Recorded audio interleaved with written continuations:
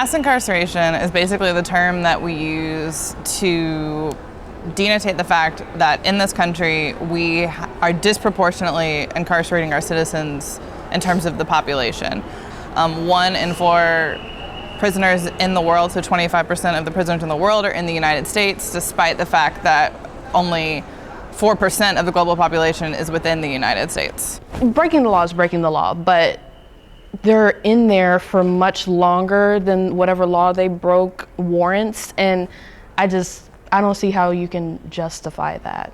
With 40% of the U.S. prison population being black, mass incarceration is no myth. However, with so many black citizens being put behind bars, opinions and judgments are often made without having all the information known, leading many people to hold negative stereotypes.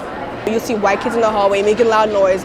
They'll be like, oh, please quiet down or anything. But I remember being in front of an incident with 2 black students, and they were being loud and everything. And teachers came out, administrators came out, and was like, oh my God, is there a fight? Is everything okay? Because they believe that every black student is ghetto and loud and there's going to be a fight. The presumption of black criminality comes from, like a very, very long legacy of systematic oppression and discrimination within this country.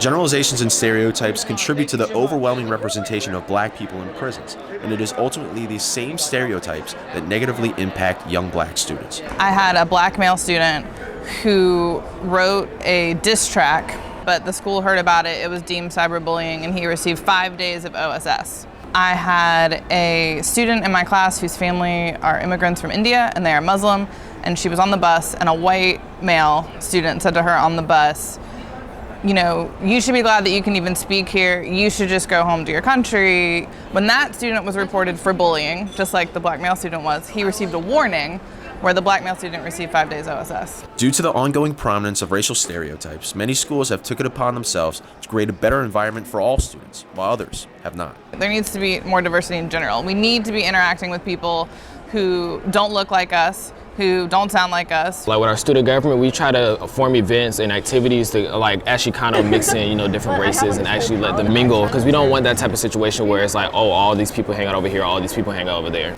We kind of try to just not talk about it, but honestly, as far as how we could, fix it and improve on it, I think people need to acknowledge that, racial profiling or racial issues are a problem. It is there. Don't, deny that it's not there.